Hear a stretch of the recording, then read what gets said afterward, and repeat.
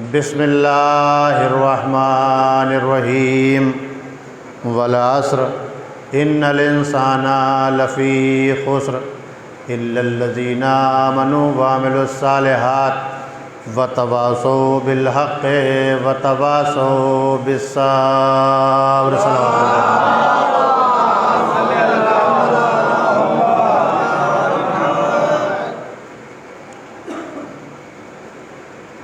بزرگان ملت اور دوستان عزیز، الفاظ ہیں اس پاک و پاکیزہ کتاب کے کہ جس کی حفاظت کی ذمہ داری خود قدرت نے لی ہے۔ موت اور حیات کا خالق،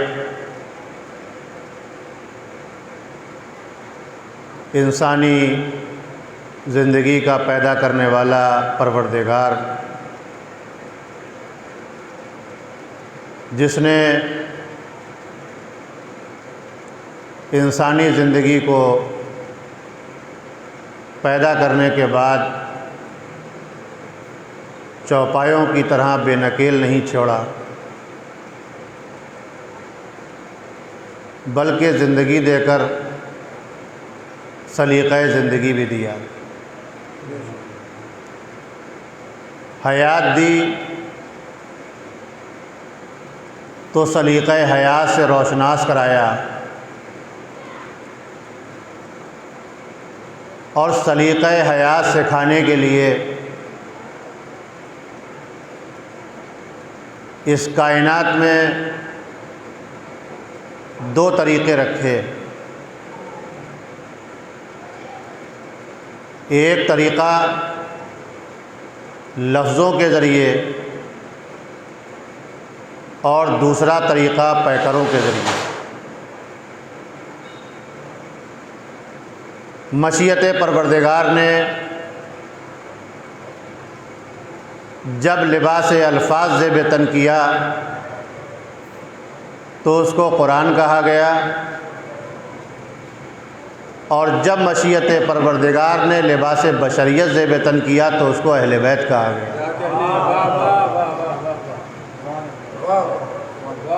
یہ مشیت پروردگار کے دو نام ہیں۔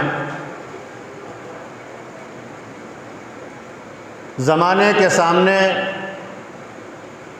لفظوں اور حرفوں کے ذریعے ہدایت کرنا چاہیے تو آسمان سے مکمل صحیفے زمانے کے سامنے نبیوں کے ذریعے پیش کیے۔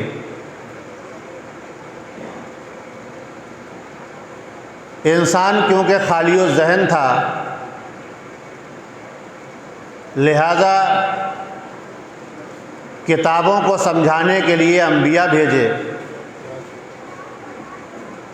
اور مسلسل انبیاء کا آنا اس بات کی دلیل ہے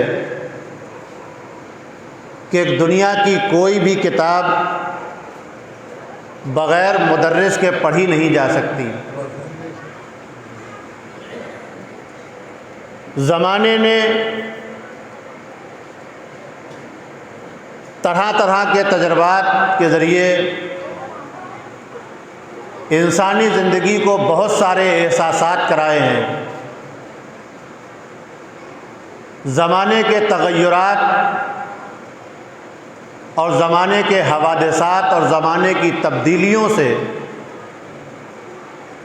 انسان نے شاید بہت ساری باتیں سیکھی ہیں۔ کلاس روم میں بیٹھے ہوئے طلباء اور اسٹوڈنٹس اسکولوں کی سرحدوں سے نکل کر اپنے گھروں کی چہار دیواریوں کے اندر قید ہو گئے، اور ان کے ہاتھوں میں ٹیکنالوجی کا بہت بڑا سسٹم تو تھما دیا گیا، اور انٹرنیٹ کے ذریعے ہزارہا کتابیں موبائل میں ڈال کر بچوں کے سامنے رکھ دی گئیں، لیکن اتنی کتابوں کے باوجود بھی کوئی بچہ کتاب نہیں پڑھ سکا۔ پھر ماں باپ کی نگاہیں اسکول، کالجز، یونیورسٹی، مدرسوں اور مکتبوں کی طرف بڑھتی ہیں۔ نتیجہ ہوتا ہے کہ کوئی ایپ ڈاؤن لوڈ کیا جاتا ہے، اب استاد سامنے بیٹھا ہوتا ہے اور بچہ پڑھتا ہے انٹرنیٹ کے ذریعے۔ میں دنیا کے تمام لوگوں سے پوچھنا چاہتا ہوں، اور خاص طور سے ان لوگوں سے، اگر اس زمانے میں بھی انہوں نے نہیں سیکھا تو کبھی سیکھ نہیں سکتے، جو آج سے 1400 برس پہلے سے یہ دعویٰ کر رہے تھے کہ کتاب کافی ہے۔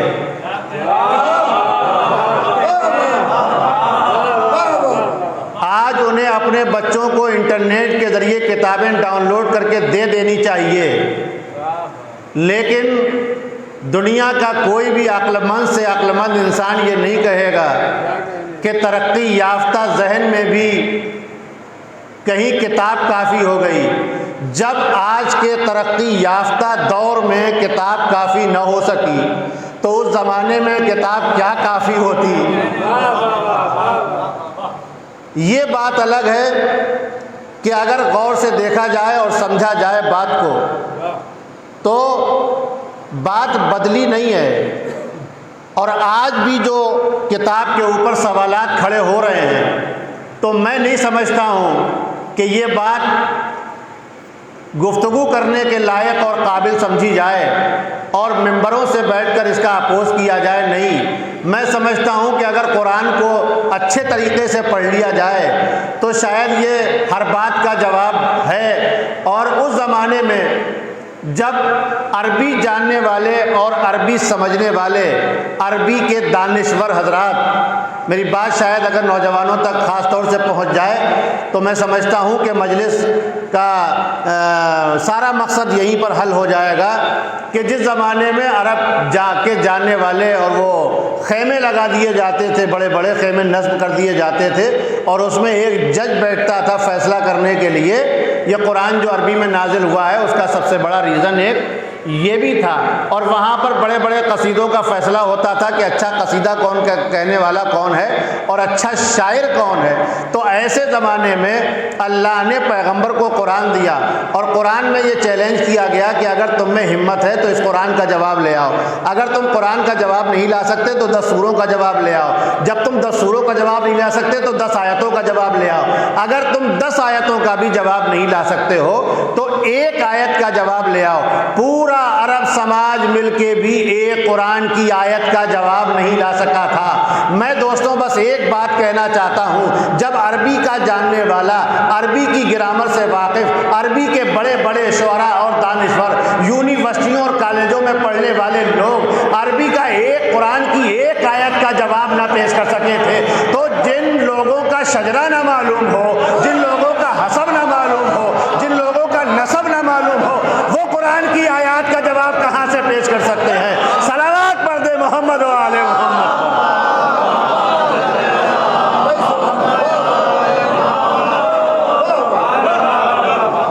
اصل میں ایک بہت بڑا مسئلہ ہے۔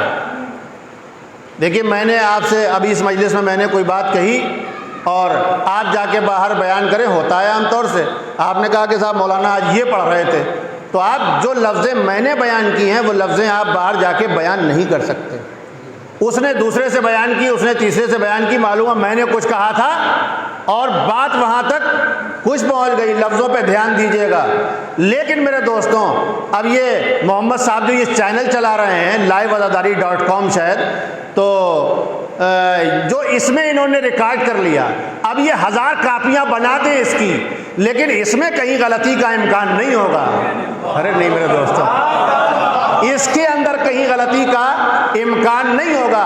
اب مسئلہ یہ ہے کہ ان قرآن آج کے زمانے میں بھی قرآن پر انگلیاں اٹھانے والوں کا تعلق کہیں نہ کہیں انہی لوگوں سے ہے کہ جنہیں بھیجا گیا اور واپس بلا لیا گیا، جنہیں بھیجا گیا،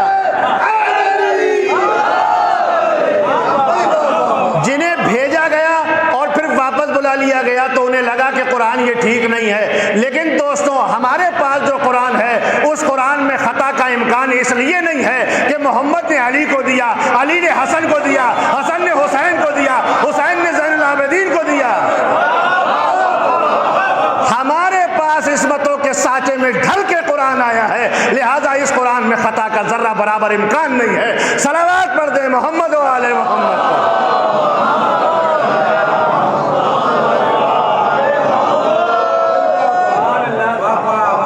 اب لوگ کہیں کہ قرآن دو طریقے کی، بھئی ہر چیز میں نے شاید بہت ساری مجلسوں میں پڑھا ہوگا، اور اسی امام بارگاہ میں مجھے یاد آ رہا ہے کہ بہت زیادہ اب تو نہیں پڑھتا ہوں، لیکن جب پڑھتا تو مجلسیں بہت زیادہ، تو اس زمانے میں نے پڑھا تھا کہ ایک لیڈی تھی انیتا رائے، آپ نے سنا ہوگا، نیٹ پہ سرچ کر لیجئے، کتنا خوبصورت جواب ہے۔ دیکھیے ایک ہندو عورت ہے اور بہت پڑھی لکھی، اور پڑھے لکھے تو جواب اچھا دیتے ہی ہیں، اور اسی لیے تو مولا نے کہا کہ جاہلوں کے ساتھ تخت پہ بیٹھنے سے اچھا یہ ہے کہ عالموں کے ساتھ فرش پہ بیٹھ جائیے۔ اور یہ بھی آپ جانتے ہیں کہ علی کا کہا ہوا دنیا کا کہا غلط ہو جائے، مگر یہاں تو غلطی کا کوئی امکان نہیں ہے، چاہے زمانے کی سمجھ میں 1400 برس بعد آئے، اور آتا بھی کیوں نہیں بھئی، وہاں تو معاملہ یہ تھا کہ ایک رکعت میں پیر گیا تو قرآن شروع ہوا، اور دوسری رکعت میں پیر پہنچا تو قرآن ختم ہو گیا۔ تو اب لوگ قرآن ان سے لینے لگے کہ جنہیں پوری زندگی سورہ بقرہ یاد نہیں ہوا، تو اب اس کا تو کوئی علاج نہیں ہے۔ اب یہ قرآن اگر لینا ہے تو آپ ان سے لیجئے نا، کہ جنہیں قرآن کیا، قرآن جن کی مدح سرائی کرتا ہے قرآن ان سے لیجئے، ان کا تعلق کہیں نہ کہیں ان سے ہے۔ تو انیتا رائے نے کیا کہا، دیکھ کتنا خوبصورت جملہ ہے اس کا۔ جب انیتا رائے یہ کیلیفورنیا کی یونیورسٹی پہنچی تو وہاں کے ڈین نے اس سے پوچھا کہ انیتا تم نے اپنی ریسرچ کا موضوع محمد کو کیوں قرار دیا؟ تو انیتا نے جواب دیا کہ کیونکہ مجھے محمد جیسا انسان پوری دنیا میں نظر نہیں آیا۔ تو اس نے کہا کہ محمد، اس کا مطلب کہ محمد دو ہیں، اور وہ جو زمانہ جس محمد کو ٹیرس کہتا ہے، تو انیتا نے پلٹ کے جواب دیا کہ وہ میرا محمد نہیں ہے، وہ میرا محمد نہیں ہے۔ تو ڈین کہتا ہے کہ انیتا اس کا مطلب یہ ہے کہ محمد دو ہیں؟ کہا ہاں، سن لو محمد دو ہیں، میں نے اس محمد کو ریسرچ کا موضوع قرار نہیں دیا جو ٹیررسٹ تھا۔ تو کہا پھر وہ کون ہے؟ کہا جسے تم ٹیررسٹ کہہ رہے ہو وہ صحیح مسلم اور بخاری کا محمد ہے، جس پر میں ریسرچ کر رہی ہوں وہ قرآن و اہل بیت کا محمد ہے۔ صلوات پڑھ دے محمد و آل محمد پر۔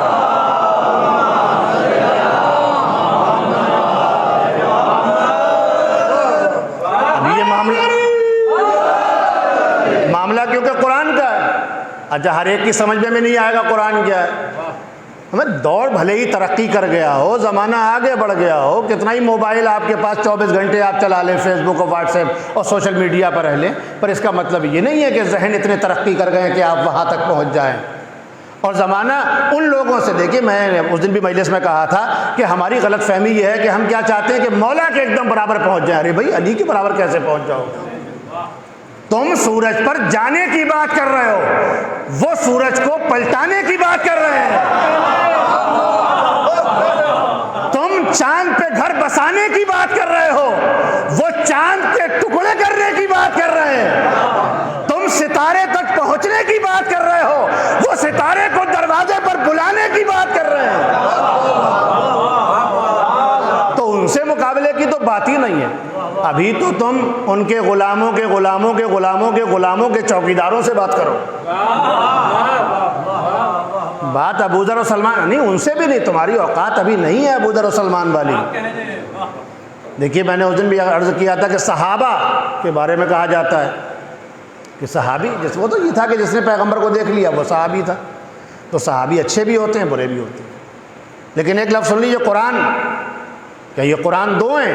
نہیں، قرآن تو ایک ہی ہے۔ قرآن دو کیسے ہو سکتے ہیں؟ وہ ایسے سینے پہ نازل ہوا ہے جہاں امکان خطا ہی نہیں ہے، جہاں امکان خطا ہی نہیں ہے۔ میں مثال دے دیتا ہوں، بھائی یہ واحد بھائی بیٹھے ہوئے ہیں، الوی صاحب بیٹھے ہوئے ہیں، یہ نوحہ پڑھتے ہیں، یہ بہت سارے شاعروں کے نوحے پڑھتے ہیں، اور میری نالج میں ہے کبھی ایسا بھی ہو جاتا ہوگا کہ اس شاعر کا نوحہ ہے میں یہ والا شعر دوسرے شاعر کا پڑھ دیا، امکان خطا ہے ہو جائے گا، نہیں ہوا ہے تو کبھی ہو جائے گا، ایسا ہو سکتا ہے یا ہو گیا ہوگا، یہاں امکان خطا ہے، لیکن کمال دیانت داری پیغمبر اکرم، ایک ہی زبان سے 63 سال تک حدیثیں جاری ہوئی، ہائے ہائے ہائے، ایک ہی زبان سے حدیث جاری ہوئی، اور اسی زبان سے قرآن کی آیتیں، پیغمبر نے نہ قرآن کی آیت کو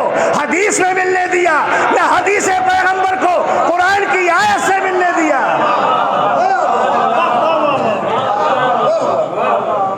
تو ظاہر سی بات ہے کہ یہاں پر امکان خطا تو ہے ہی نہیں، یہاں تو عصمت ہی عصمت ہے، یہاں خطا ہو ہی نہیں سکتی۔ اب یہ سمجھ لیجئے کہ قرآن کس کا والا ہے، یہ بھی سمجھ لیجئے، اس کے بعد 2 باتیں عرض کر دوں اور گفتگو کو جلدی سے تمام کر دوں۔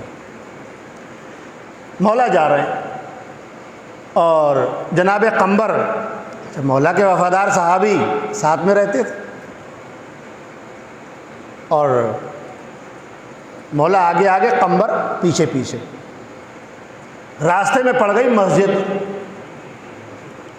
آ رہی تھی قرآن کی تلاوت کی آواز، اور بہت اچھے لہن میں پڑھ رہا تھا، لہجہ بڑا اچھا تھا، مست کر دینے والا لہجہ۔ بس قمبر نے کہا مولا جنتی ہے، مولا نے کہا جہنمی ہے۔ قمبر نے کیا کہا؟ جنتی، اور مولا نے کیا کہا؟ اگر قمبر بھی اتنا سمجھ جاتا تو علی نہ ہو جاتا ہے؟ ابھی قمبر یہاں پر ہے، مولا وہاں ہے، اسی لیے تو کہتا ہوں میں وہاں تک آپ بات کریں گے۔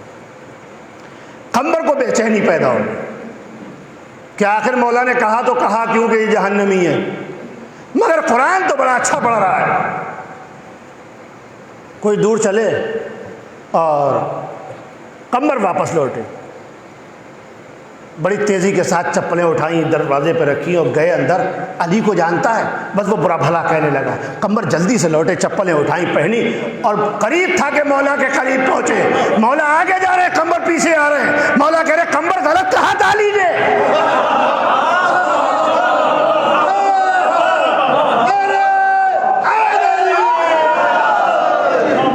دوستوں ایک بات یاد رکھنا، اگر بغض علی میں قرآن پڑھا جائے گا تو روشنی بڑھے گی نہیں۔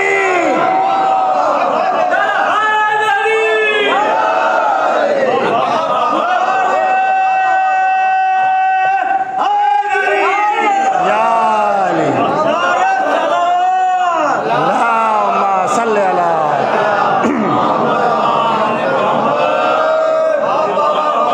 یہ بغض علی میں قرآن پڑھا جا رہا تھا۔ اب اس چشمے سے آپ دیکھیے قرآن کو، اس عینک سے دیکھیے آپ قرآن کو۔ قرآن ہر کسی کو سمجھ میں نہیں آئے گا کہ ہر کوئی سمجھا دے۔ بھئی اگر فزکس کیمسٹری ہر بچے کے سمجھ میں آ جائے تو یہ جو ٹیچرز ہیں ان کا پھر فائدہ کیا ہے؟ ارے بھئی ایک چھوٹی سی چیز سمجھ میں نہیں آتی آج کے زمانے میں۔ آج اکثر ابھی شربت بٹ رہا ہے باہر، 85 لوگ ایسے ہوں گے جو شربت نہیں پی پائیں گے۔ صاحب پی لیجئے، کیوں صاحب؟ نہیں شوگر ہے صاحب ہمیں۔ ارے جوان لڑکے ہیں ویسے، دیکھ لیجئے آپ کہ صاحب ہمیں شوگر ہے۔ آپ کسی ایک کی شوگر دیکھ کے بتا دیجئے کہ شوگر ہے۔ اب یہ لفظ سن لیجئے، آپ بتا دیجئے آپ شوگر ہے، بتا نہیں سکتے، اس کے لیے کہاں جانا پڑے گا؟ پیتھولوجی میں۔ پیتھولوجی پہ بیٹھا ہوا ہے اور جو رسیدیں کاٹ رہا ہے وہ بتا دے گا کہ نہیں، وہ ڈاکٹر بتائے گا جو اسپیشلسٹ ہے۔ ہم نے قرآن کے اندر پائی جانے والی چیزوں کو ان سے پوچھ لیا جنہیں اپنے گھر کے برابر کی خبر نہیں تھی۔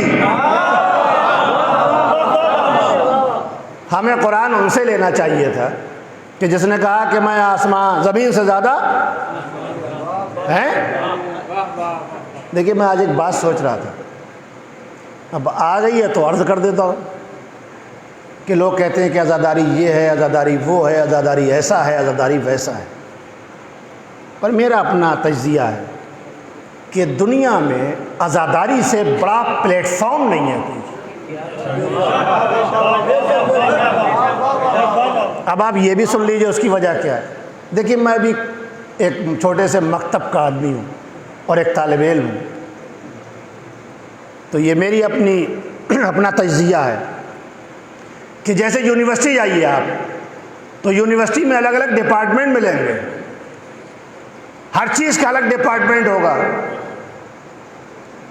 دیکھا نا آپ نے کہ یہ فزکس ہے، یہ کیمسٹری ہے، یہ بایولوجی ہے، یہ آرٹ ہے، اور یہ ہسٹری ہے، یہ جغرافی ہے، ہر چیز کا ڈپارٹمنٹ الگ ہوگا۔ یہ یونیورسٹی کہلائی۔ ایسے ہی عزاداری بھی ایک بہت بڑا پلیٹ فارم ہے، مرثیے کا ڈپارٹمنٹ، نوحے کا ڈپارٹمنٹ، مجلس کا ڈپارٹمنٹ، جلوسوں کا ڈپارٹمنٹ۔ اب وہاں کام بٹے ہوئے ہیں، سب کے کام ہیں الگ الگ، اور معاملہ کہاں خراب ہوتا ہے؟ وہ یونیورسٹیاں، وہ کالج، وہ اسکول، وہ مکتب، وہ مدرسے بکھر جاتے ہیں اگر ایک ڈپارٹمنٹ دوسرے ڈپارٹمنٹ میں دخل اندازی کرنے لگے۔ عزاداری بھی بکھر جاتی اگر مرثیہ خان مجلس پڑھتا، مجلس پڑھنے والا مرثیہ پڑھتا۔ آج یہ پورا انسٹیٹیوٹ، یہ پوری یونیورسٹی اور یہ پورا پلیٹ فارم اسی لیے بچا ہوا ہے۔ اب ایک شکوہ سن لیجئے سارے لوگوں کا کہ مولوی کو شکوہ کہ صاحب وہ حصے میں مجلس لوگ آتے ہیں، تو یہ بے وقوفی ہے۔ آپ بالشاہی جیسی شیرنی والی مجلس پڑھیے تو لوگ آئیں گے۔ ارے نہیں میرے دوستو، بجائے کسی کو برا بھلا کہنے کے آپ صرف اسے برا کہیے جسے اہل بیت نے برا کہا ہے۔ آپ انہیں اچھا کہیے جنہیں اہل بیت نے اچھا کہا ہے، تو لوگ مجلسوں میں آئیں گے۔ میرے گھر کا قصیدہ سننے نہیں آئیں گے۔ یہ لوگ جو اتنی بڑی مہاماری میں بیٹھے ہوئے ہیں، یہ کسی کے گھر والے کے لیے نہیں بیٹھے ہیں۔ اگر گھر والوں کا معاملہ ہوتا، اگر اس میں نام حسین شامل نہیں ہوتا تو صرف چند افراد دکھائی دیتے۔ تو لہذا سب سے بڑی ذمہ داری ذاکرین کی ہے کہ آپ انہیں برا کہیے جسے اہل بیت نے برا کہا ہے، آپ انہیں اچھا کہیے جنہیں اہل بیت نے اچھا کہا ہے۔ سلمان کی تعریف کی ہے، قمبر کی تعریف کی ہے، مقداد کی تعریف کی ہے، اور جنہیں برا کہا ہے انہیں کبھی اچھا مت کہیے گا۔ اگر آپ نے انہیں کبھی اچھا کہا تو نہ علی معاف کریں گے، نہ حسن معاف کریں گے، نہ حسین معاف کریں گے۔ یہ اسلام اور یہ شریعت ہے۔ اب یہ مرثیے والوں کا کام ہے کہ وہ مرثیے کو اتنا مضبوط اور مستحکم بنائیں کہ لوگ سننے کے لیے۔ یہ نوحے والوں کی ذمہ داری ہے کہ وہ شعبے کو اتنا مضبوط بنائیں۔ اگر ہم سارے لوگ تمام ڈپارٹمنٹس کو مضبوط بنائیں گے تو عزاداری اتنی مستحکم ہو جائے گی، نہ کوئی قرآن پر انگلی اٹھا پائے گا، نہ کوئی اہل بیت کے سامنے کھڑا ہو پائے گا۔ یہ ہماری ذمہ داری ہے۔ ویسے تو 70,000 ممبروں سے مولا کو برا کہا گیا۔ میں بس آخری بات پڑھ دوں۔ اسامہ بن زید نبی کا صحابی اور ممبر سے برا کہہ رہا تھا، کہنے والا نام لینا بھی اچھا نہیں ہے، اس لیے کہ منع کیا ہے ایسے لوگوں کا نام لینا۔ تو اسامہ بن زید کو جلال آ گیا کہ میرے مولا کے شان میں کو ساقی کر رہا ہے، گریبان پکڑا، نیچے کھینچا اور قریب تھا کہ دم نکل جائے۔ امام حسن موجود تھے، پکڑ کے کھینچ لیا، زمین پہ گرا دیا، قریب تھا کہ دم نکل جائے۔ بس ایک مرتبہ شہزادے نے آواز دی، اسامہ چھوڑ دے، تجھے ماں کا صدقہ ہے۔ چھوڑ دیا اسامہ نے۔ ایسے چاہنے والے بھی۔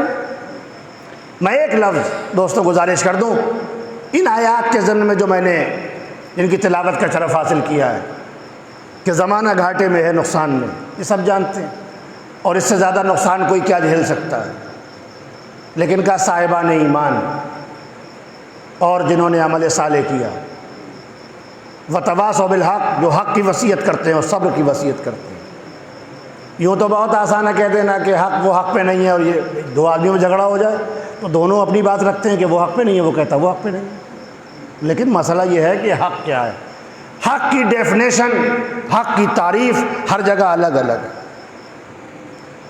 کہ نیک راستے پہ چلو گے کامیاب ہو جاؤ گے، اور غلط راستے پہ جاؤ گے ہلاک ہو جاؤ گے۔ سارے لوگ زمانے میں سمجھدار ہیں، آپ تفاسیر پڑھ لیجئے، تاریخ پڑھ لیجئے، احادیث سوشل میڈیا پہ ہر وقت موجود ہے، آپ پڑھ لیجئے۔ جو اہل بیت طاہرین نے بتا دیا کہ یہ کرو وہ حق ہے اور یہ نہ کرو وہ سب باطل ہے، آپ پوری زندگی دیکھ لیجئے۔ میں آپ کو ایک اہل بیت طاہرین کی زندگی سے پہلے کا ایک دو لفظ بتاتا ہوں، دیکھیے آپ کتنی امپورٹنٹ بات ہے۔ جناب عیسیٰ علیہ السلام، ایک صلوات پڑھ لیجئے محمد علیہ وسلم۔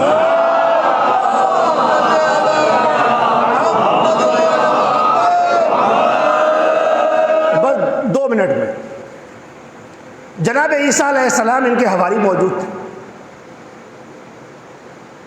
کہاں انسان بچ سکتا ہے اور کہاں ہلاک ہو سکتا ہے، اور یہ تو کہنے والے نے بھی کہا تھا کہ اگر علی نہ ہوتے تو میں، اچھا ایک بات، سمجھدار تھا کہنے والا، یہ نہیں کہا کہ میں شہید ہو جاتا، اس لیے کہ یہ دنیا جانتی ہے کہ ان کے بغیر ہلاکت ہی ملے گی، شہادت نہیں مل سکتی، اور احساس کرا دیا زمانے کو کہ ان کے بغیر ہے کچھ نہیں۔ تو جناب عیسیٰ تھے، ان کے ساتھ ان کے چاہنے والے۔ اب آپ کہہ رہے ہیں ہر چاہنے والا اچھا ہوتا ہے، ایسا بھی کیسے ہو سکتا ہے، بہت سے راستے میں چھوڑ کے بھاگ جاتے ہیں۔ آپ دیکھ لیجئے پیغمبر کے ساتھ کہاں تک گئے تھے، اور کتنے موقع میں آپ کو گنا دوں، پوری تاریخ ہے، 1-2 موقع تھوڑی ہیں۔ تو جناب عیسیٰ جا رہے تھے، ان کے ساتھ 3 لوگ تھے، اتفاق سے یہ اتفاق تھا کہ ان کے 3 ساتھی تھے، اور وہ جا رہے تھے۔ آگے آگے جناب عیسیٰ تھے اور پیچھے پیچھے ان کے ساتھی۔ جو لوگ سو رہے ہیں انہیں بتا دینا یہ واقعہ بہت دلچسپ واقعہ ہے، یہ وہ جاگ جائیں گے، آپ مطمئن رہیے۔ اب جناب عیسیٰ آگے آگے اور وہ تینوں کون؟ وہ تینوں پیچھے پیچھے، اور جناب عیسیٰ آگے آگے۔ جناب عیسیٰ کے دور کی بات کر رہا ہوں میں بھائی، آپ کہاں پہنچ جاتے ہیں فوراً۔ تو راستے میں ایک جگہ، یہ کاشینات کی دکان کا ہوگا کہ کہاں کا ہوگا، سونا پڑا ہوا تھا۔ ابھی اگر کسی کو موبائل مل جائے کہیں اتفاق سے تو کہے گا ارے چھوڑو مجلس وجلس چھوڑو، کام ہو گیا، موبائل کا سم توڑے گا، جیب میں رکھے گا، اور سیدھا موبائل والے کے پاس کوئی جگاڑ بتاؤ کہ پکڑ میں نہ آئے، یہی تو کرے گا ہے۔ اب آپ سنیے، جیسے ہی سونا دیکھا تو نبی نے کہا کہ اس میں ہلاکت ہے۔ دیکھیے کلاس ہے یہ، نبی نے کیا کہا؟ اس میں ہلاکت ہے، اور نبی آگے بڑھ گئے، سونا نہیں اٹھایا، نہ سونا اٹھایا اور نہ سونا اٹھانے دیا، کیونکہ نبی جانتے تھے کہ سونے کی حیثیت کیا ہے۔ سونا کسی مرد کو راس نہیں آیا سوائے ایک مرد کے جسے نبی نے مرد کہا تھا۔ حرام کر دیا سارے مردوں پہ سونا قدرت نے، شریعت نے کہا مردوں پہ سونا حرام۔ اتنا معیار بلند کر دیا سونے کا ایک خیبر کے مرد نے کہ شریعت کو بھی کہنا پڑا کہ ایسا سونا زمانے نے نہیں دیکھا ہوگا کہ سونے والے پر اندازہ لگائیے کہ رات بھر اتنے بڑے سمجھدار قبیلوں کے علی کو نبی سمجھتے رہے، یہ نہیں پہچان پائے کہ یہ نبی سو رہے ہیں یا علی سو رہے ہیں۔ تو نبی نے کہا کہ یہ ہلاکت ہے اس میں، چلو نبی لے کے چل دیے۔ اب جا رہے تھے تبلیغ کے لیے نبی، اور ان کے دماغوں میں آ گیا فطور۔ انہوں نے کہا یار یہ تو معاملہ خراب ہو جائے گا، یہ سونا پکڑو، نبی تو پھر بھی مل جائیں گے۔ تو تھوڑا سا آگے بڑھے، ایک نے کہا کہ سرکار حضور وہ مجھے تھوڑا سا ایک کام ہے، میں ابھی لوٹ کے آتا ہوں۔ تو نبی نے سمجھ گئے نبی کہ تم جیسے مکار جانے کتنے آتے ہیں جانے کتنے جاتے ہیں، جاؤ۔ کہا جاؤ چلے جاؤ۔ ایک چلا گیا، اب کچھ دور آگے بڑھے تو دوسرے نے کہا کہ سرکار حضور مجھے ایک کام یاد آ گیا، بڑا ارجنٹ ہے، میں بس تھوڑی دیر میں گیا اور لوٹا بھی آیا۔ کہا تم بھی جاؤ۔ اب تھوڑی دور آگے بڑھے، اب تیسرے کو کھلبلی کہ دونوں لے لیں گے اور میں رہ جاؤں گا۔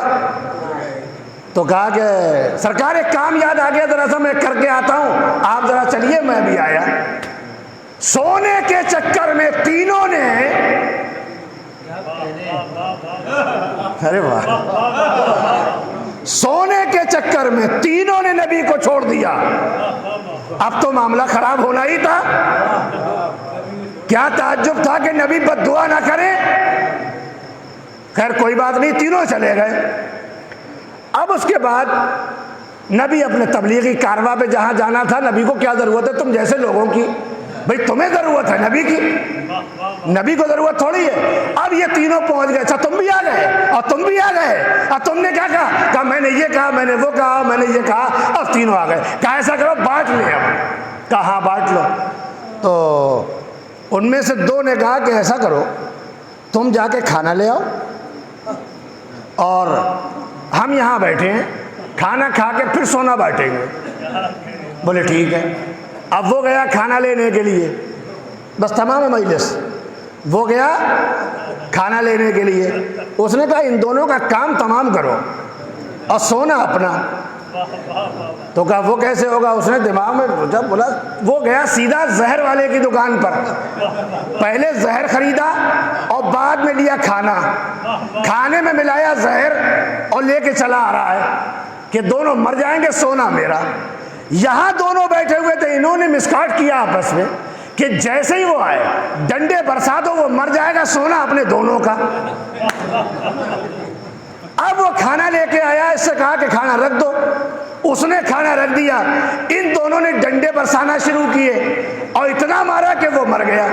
بولے چلو اب کھانا کھا لیتے ہیں اور اس کے بعد سونا بانٹ لیں گے۔ اب جب کھانا کھایا تو یہ دونوں بھی مر گئے۔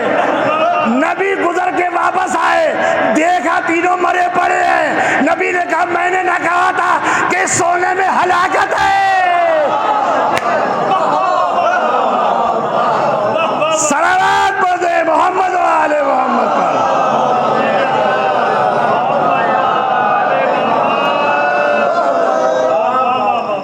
وقت تمام ہو گیا دوستو،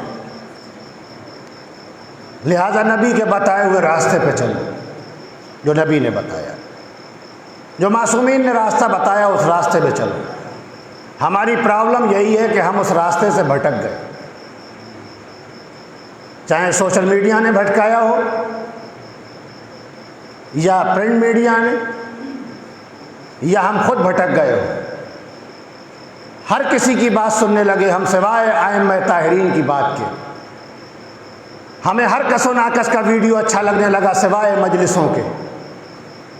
ہمیں ہر کسی کی روداد اچھے لگنے لگی سوائے مراسی کے۔ ہم نے نوحے سننے چھوڑ دیے، گانے سننے شروع کر دیے، نوحوں میں گانوں کی دھنیں لے آئے، نوحے گانے بن گئے، گانے نوحے بن گئے، ہم اپنے راستوں سے بھٹک گئے۔ ائمہ طاہرین نے یہ نہیں بتایا تھا۔ ائمہ طاہرین نے تو یہی بتایا تھا کہ اگر ہم کہہ دیں کہ اس درخت کے اوپر تمہیں پھانسی دی جائے گی تو تم سمجھ لینا کہ پھانسی دی جائے گی۔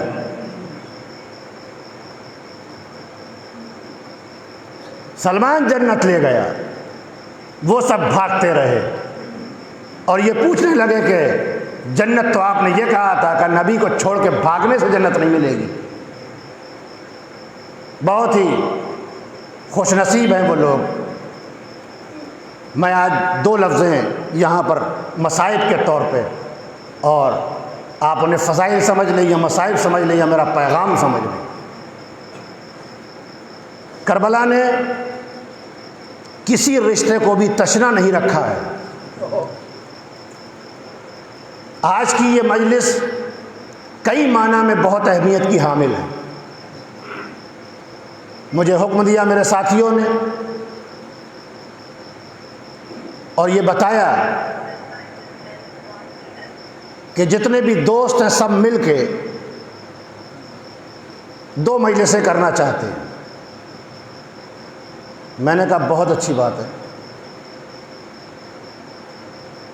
یہ ایک رسم نہیں ہے، یہ ایک فرض ہے۔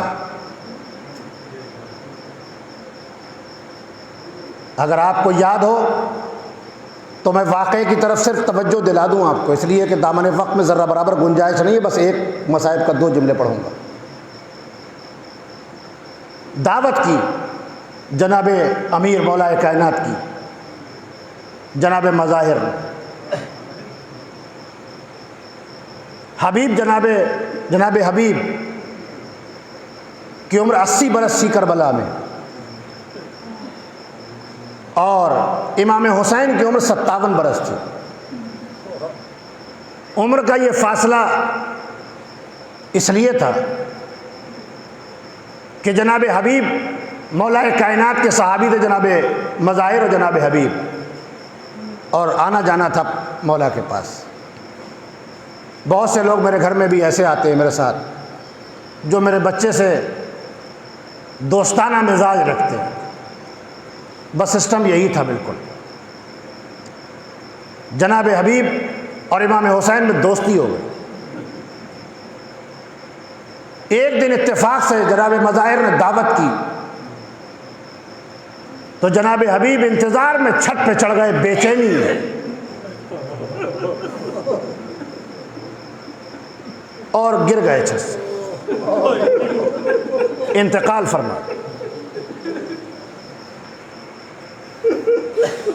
جناب مظاہر نے، اب آپ دیکھیے، جناب مظاہر نے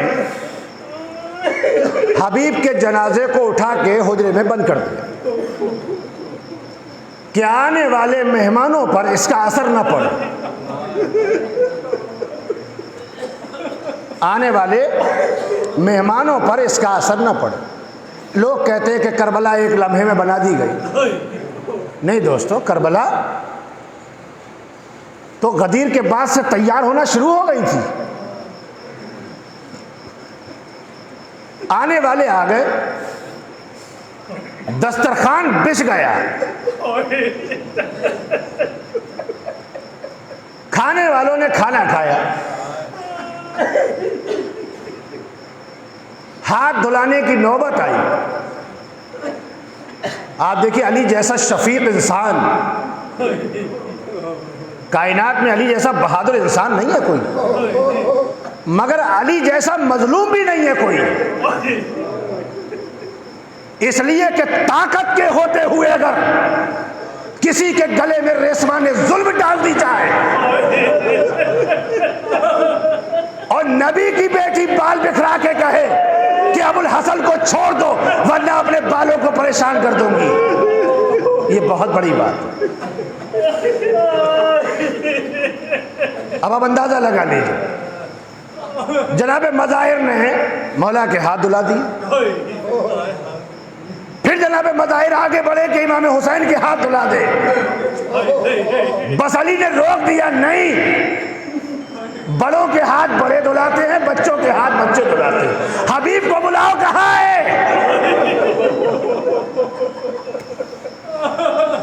جانتے تھے علی، مولا جانتے تھے۔ مظاہر نے واقعہ بتایا، بس ایک مرتبہ علی نے آواز دی، حبیب کو زندگی مل گئی۔ میں ایک بات پوچھتا ہوں، اگر علی نے حبیب کو زندگی نہ دی ہوتی تو کربلا کا ایک سپاہی کم ہو جاتا. نہیں دوستو، بات یہیں پہ ختم نہیں ہوتی. بات یہیں پہ ختم نہیں ہوتی، بلکہ جب لشکر پہ لشکر آنے لگے، جب لشکر پہ لشکر آنے لگے، زندگی دینے والے علی ہیں نا، جب لشکر پہ لشکر آنے لگے تو علی کی بیٹی نے آ کے اپنے بھیا سے کہا، اے میرے بھیا، لشکر پہ لشکر آ رہے ہیں، اپنا کوئی مددگار نہیں ہے، اپنا کوئی ناصر نہیں ہے، تمہارا کوئی دوست نہیں ہے.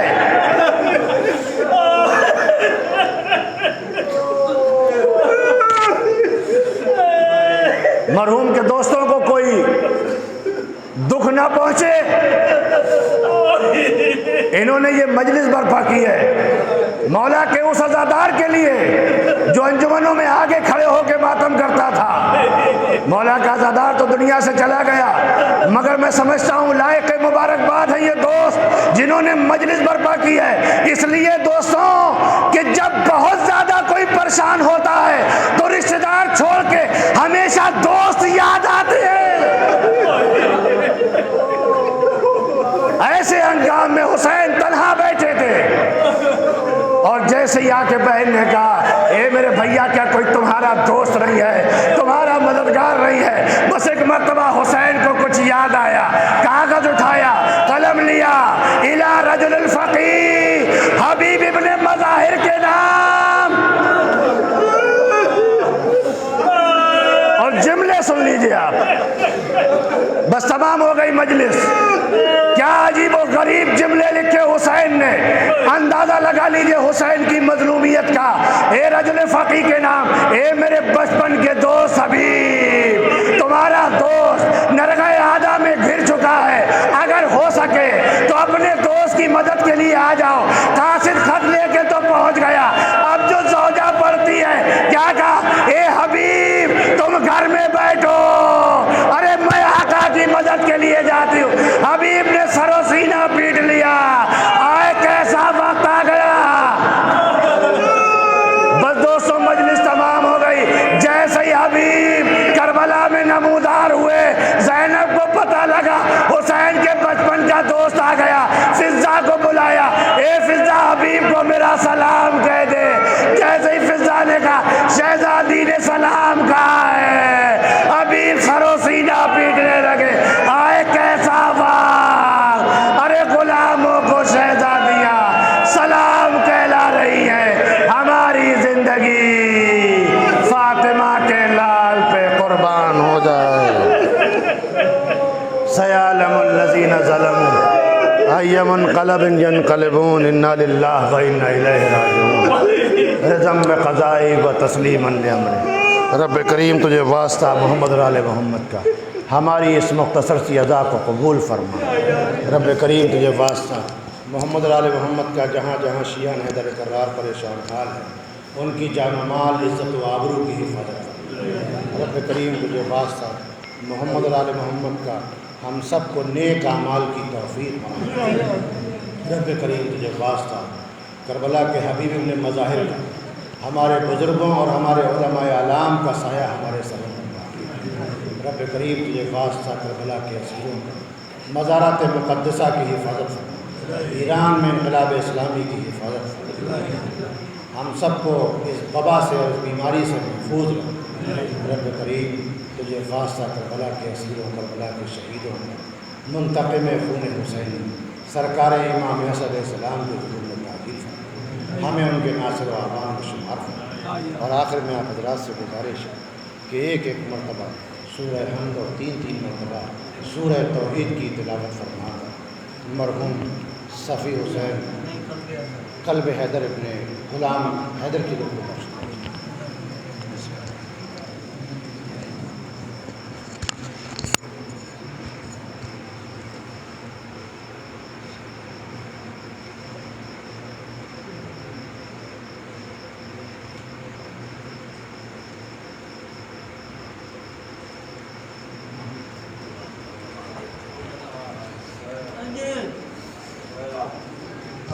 حسین امام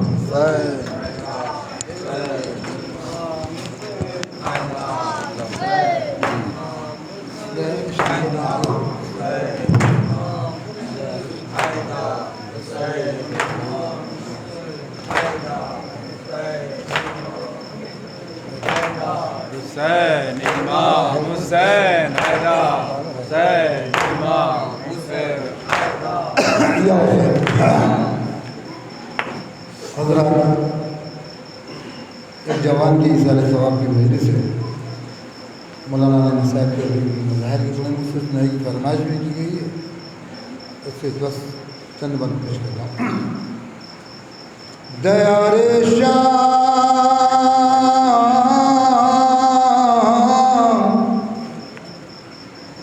دیار شام میں نیزے پہ جب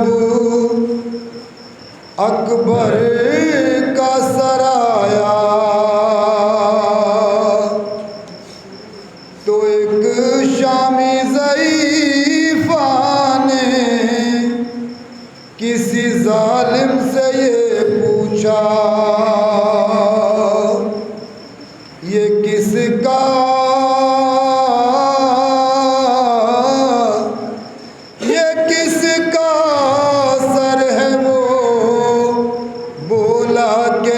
شکل پیغمبر کا تو دعا کو ہاتھ اٹھا کر رب سے وہ کرنے لگی شکوہ یا الہی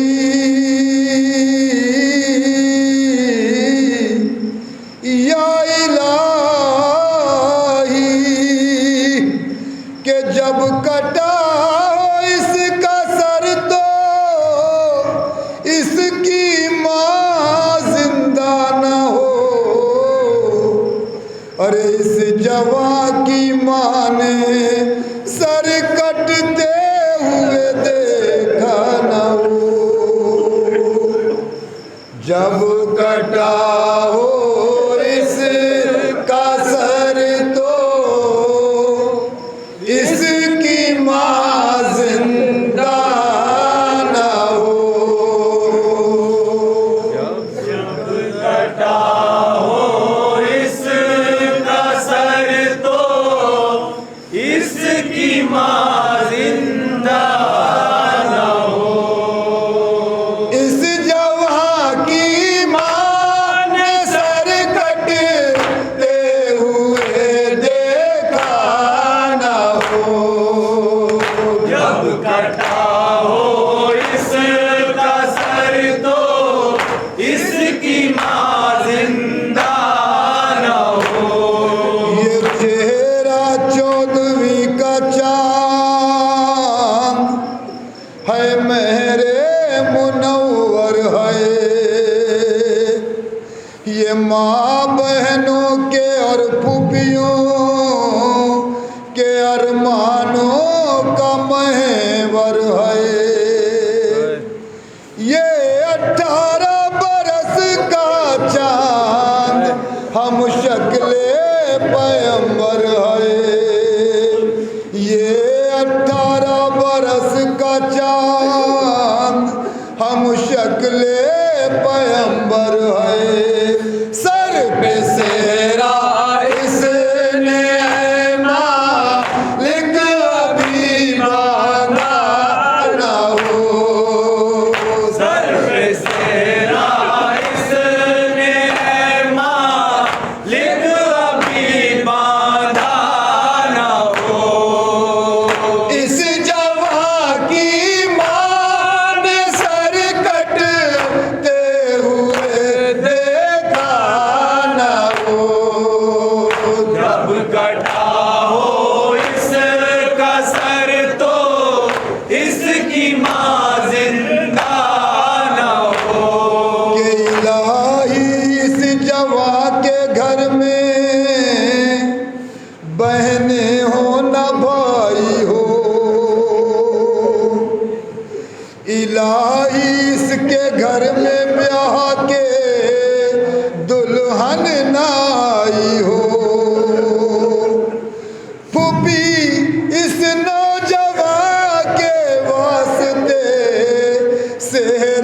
न लाई हो, अरे फुपीस नौजवान के वास्ते सेरा न लाई हो, इसने जोड़ा अपनी शादी का भी पहना न हो, इसने जोड़ा अपनी शादी का भी पहना न हो, इस जवां की मां ने सर कटते हुए देखा न हो, जब कटा हो इसका सर तो इसकी माँ जिंदा न हो, न जाने इसकी मैयत किस तरह खैमे में हो आई, न हो उस वक्त इसके बाप की आंखों में बीनाई, सुना है इस जवान ने अपने सीने पर सिना खाई, सुना है इस जवान ने अपने सीने पर सिना खाई, ये जवान घोड़े से गिर कर खाक पर तड़पा न हो, ये जवां घोड़े से गिर कर खाक पर तड़पा न हो, इस जवां की मां ने सर कटते हुए देखा न हो, जब कटा हो इसका सर तो इसकी माँ जिंदा न हो, ये बहन कहती है भैया मेरे परदेस जब जाना, मेरे भैया पलट कर जल्द तुम परदेस से आना, नहीं कर आ सको तो मुझको अपने पास बुलवाना, नहीं कर आ सको तो मुझको अपने पास बुलवाना, भूल जाओ तुम बहन को भी कहीं ऐसा न हो, भूल जाओ तुम बहन को भी कहीं ऐसा न हो, कि बहन से भाई कहता है तुम्हें लेने को आएंगे, कहीं परदेश में घर ब्याह हम अपना रचाएंगे, बिछड़ कर तुमसे मेरी बहन हम जी न पाएंगे, बिछड़ कर तुमसे मेरी बहन हम जी न पाएंगे, इस जवां की एक बहन बिछड़ी हुई सोहरा न हो, इस जवां की एक बहन बिछड़ी हुई सुगरा न हो, कि वो औरत फिर दुआ करने लगी फैला के दामा को, ये बंद खास तौर से तवज्जो चाहूँगा, एहसास का बंद है, पूरी तवज्जो साहिब औलाद के लिए, कि वो औरत फिर दुआ करने लगी फैला के दामा को, खुदा ये दिन न दिखलाए किसी भाई बहन माँ को, ये कह कर उसने कर डाला गरेबा को, ये कहे कर वहाँ उसने चाक कर डाला गरेबा को। इसका लाशा इसके बूढ़े बाप ने देखा न हो, इसका लाशा इसके बूढ़े बाप ने देखा न हो। इस जवां की मां ने सर कटते हुए देखा न हो। जब कटा हो इसका सर तो इसकी माँ जिंदा न हो। हजरत दो बंद माँ के हवाले से जनाब उम्मे लैला की माँ को अपने जवान बेटे से कितनी मोहब्बत होती है और बहनों की कितनी हसरत होती है। ये दो बंद जनाब उम्मे लैला के हवाले से पूरी तवज्जो से पेश करता हूँ कि हमारी सामने आकर रुकी फिर उम्मे लैला की, रसन बस्ता सीरे रंजो गम नाशाद बेवा की। कहा लैला ने रोकर मैं बहू शाह बतवा की, कहा लैला ने रोकर मैं बहू शाह बतवा की। हाल है जैसा मेरा ऐसा किसी माँ का न हो। हाल है जैसा मेरा ऐसा किसी माँ का न हो। ये सर जिसका है अहले शाम वो मेरा ही बेटा है।